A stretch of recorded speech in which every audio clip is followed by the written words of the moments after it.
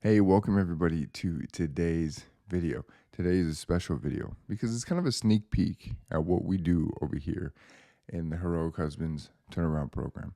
That is our private group coaching, well, our private coaching over here. And this is technically what we call hot seats. So, hot seats are where we go back and forth. And usually these are about 3 hour plus intense sessions where I go back and forth with our private clients on what they need to do, how they need to do things, and what their current situation is in a group setting.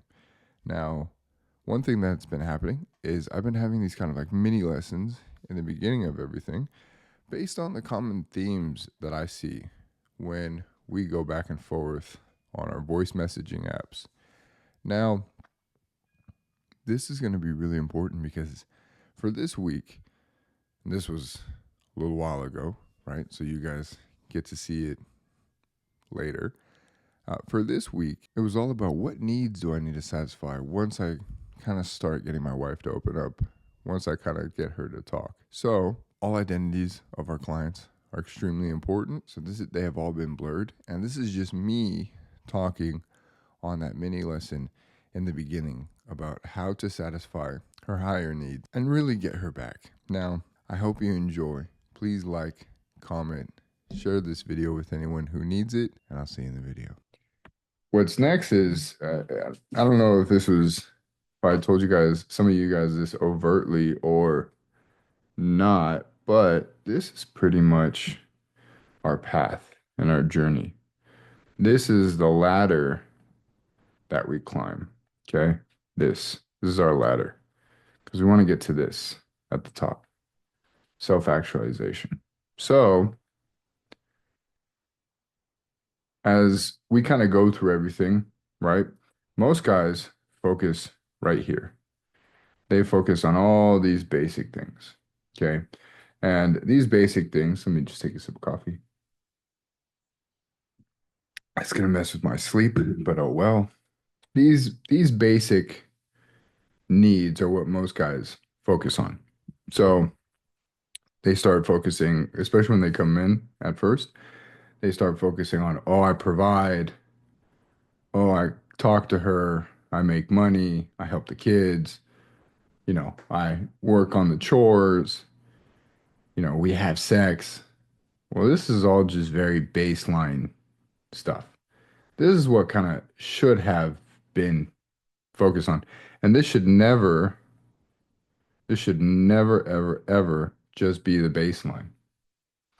In today's day and age, right, we're a little bit more evolved than the nomadic tribes, right? I would hope you guys would all agree. Or it's just a little bit more advanced than this. Okay. So when you first get into here, I quickly tell you guys, hey, this is not the bar. We need to go up a little bit, but this is also not the bar. Okay. So here is where we learn how to have conversations, right? This is where you and your wife, or you mainly, learn how to have a solid mind, personal security, right? And how to basically start this journey. And this is where we start really focusing on your mental health and healing and everything and your identity. Because when you have this, especially as a woman, remember, it's her deepest need. It's the DNA need. You are scary as a man. And what's even scarier is when I have to, and it's not scary to me, but it's scary to women, is when I have to help guys who were considered the nice guy. Okay. Not every one of them, but most of them come in with like a low rage because they're creating a duplicitous nature, right? It's a two-face. They're living two lives, basically. One life where they aren't themselves, and because they're bottling all of that in, they're creating resentment within them, and there's anger, and there's this tit for tat entitlement that gets built up, right? And that's not good. And then the other lie, where when they are themselves, no one is around to see their true selves, right? And they're really living a lie to themselves and not being honest with themselves the whole time. So there's a conflict that's going on, and they put people's needs first. This is why we focus on safety and building you up first, because your wife, baseline, safety, mind, body, and spirit, and then emotions, right? That's another set, right? In the military, we would call it social, mental, it was mind, body, and spirit, but also social. Okay. But for your wife, that's emotional, right? So those create the pillar of a person. So once we get this out of the way, and so these should be a shoe-in. Like these should be what you focus on. That should be a given, right? In a relationship. This should be baseline because you can't go, let me clear this. You can't go up this ladder without going to safety, because where things really start changing and where your wife really starts opening up is here. Because throughout this whole time, she has not felt this. Let me make that nicer. Let me make that nicer. I'm trying to learn how to draw with a mouse. She has not felt this whatsoever. Like she hasn't belonged. And that's because you guys can have conversations, but they're very surface level. There's no depth to them. Or you guys don't have conversations. A lot of men come to me who have a lack of communication. I was one of them too. Okay, especially in the military. We literally have a saying, embrace the suck. You literally just march through, right? So when you get rid of this belonging, and look at, this is what a woman needs. This is what the feminine needs. You guys all know that women are communal creatures, especially when I teach you guys about the polarities between the masculine and the feminine. You need male friends. You need to find a brotherhood, right? Like me personally, I've joined some fraternal organizations, right? And I've always had friends, but ever since I kind of became nomadic because of the military, I have friends in a whole bunch of places. But I like joining orgs, right? To make sure that, I'm involved in certain places. Okay. Friendship is a baseline need for your wife. That intimacy, that's not just sexual, okay, right? That's down here, that reproductive intimacy, but a sense of family, which is really community. And this is the big winner here, sense of connection. That's why I refined the feedback loop, right?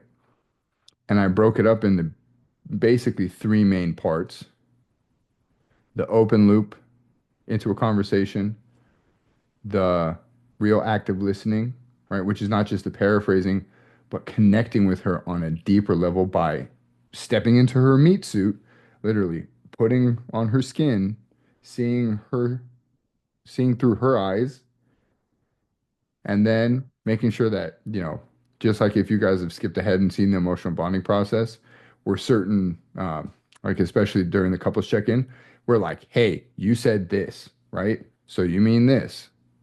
No? Okay. Where did I get that wrong? And then you go back to active listening. Okay. And this is important because this sense of connection is the gateway. Okay.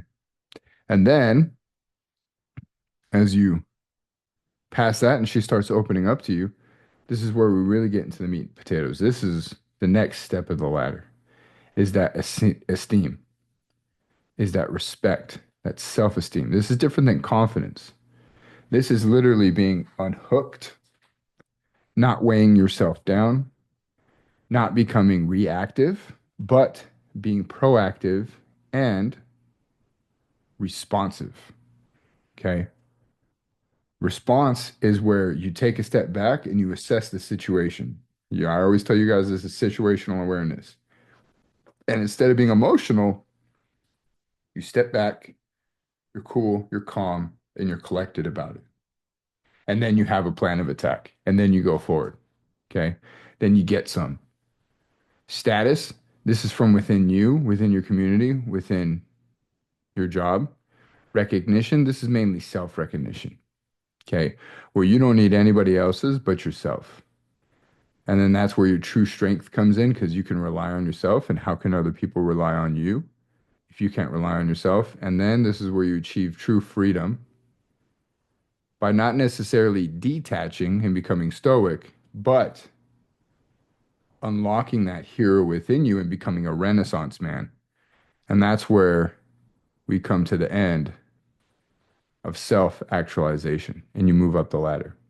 And in this self-actualization, this is where all of your motivation becomes intrinsic. This is where you understand the dichotomy and the dance between the masculine and feminine and working for it and starting to satisfy her needs on a higher level, as well as in return, she will satisfy yours because women are natural helpers. Believe it or not, they don't want to be at odds against us. If anything, they're always trying to, this is just her nature. This is where the shit testing comes in. She's trying to boost you up. And remember, the rites and rituals have been completely eroded. Rites, as in rites. Okay? That's a way of doing things. And the rituals between the masculine and the feminine have been eroded. So women nowadays are just working with the best that they can, especially when they have this boss girl babe, all this brainwashing propaganda that's going down. And men have now the opposite counter effective propaganda of saying, you're a bumbling boob, you're an idiot, toxic masculinity, all that bullshit. Okay. So this is the last step. And this is where the oh man, I can't. This is where the EHP comes in, these two. This is where the ESP comes in, these two. And this is where the EBP, look at that, we did it. The EBP comes in at the top. This is where the bonding happens. This is where the shifting of good to bad and where your self shifting happens, especially with connecting with her, because you have to connect with her to show her, hey, remember, farmer mentality. Hey, it's not that bad. I'm not going down that rut. Remember? That's why we always start with the acknowledgement. Boom, pattern interrupt. Even if you already done a version of it, I'm like, no, do it this way, right? And then EHP is this emotional safety that we first talk about, right? With how we have conversations and how we present ourselves and how we unhook. Let me take it's a bad circle. And how we unhook. Okay. That way we're not tied down to all of our emotional residue or emotional baggage that's holding us back from past relationships, from parents, from ourselves mainly.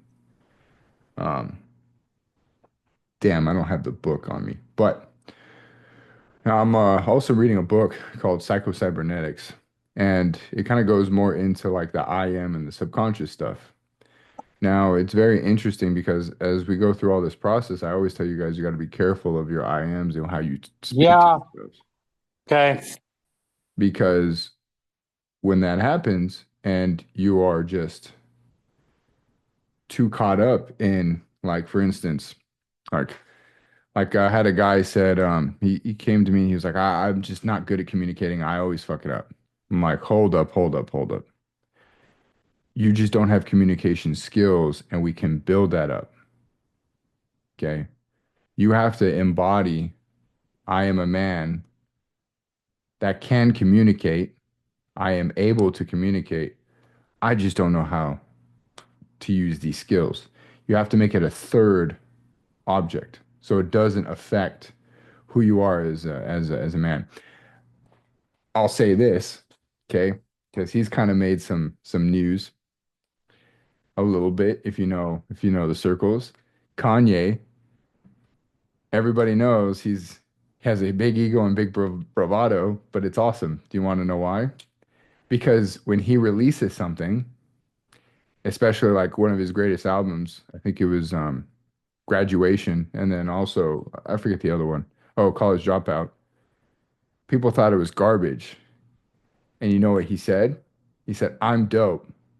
They just have bad taste." So that's another thing that other people who are very successful from CEOs to even, you know, rap artists to even your local, just confident mayor of the town is what they call it. Like, that guy that everybody knows. They have an identity that's so solid within themselves that nothing not necessarily that it can penetrate it, but they can shed it off because they don't hold it in. They don't hook themselves to it. It's not so attached to who they are and their identity. However, because of society and how things have been structured, especially in school, where we've taught this as kids, you're a bad student. Imagine how fucking damaging that is, right? You do a bad job, right? It's like, no, I do good. I do things well. I'm very talented. It's just, I missed the mark here, right? This project, I just didn't know how to use my skills properly. And at first, it might not come natural and it might even seem kind of weird to say, but you have to get used to that saying, right? Like, for instance, when people say, oh, I have bad luck. I'm just unlucky. No, it just wasn't your turn.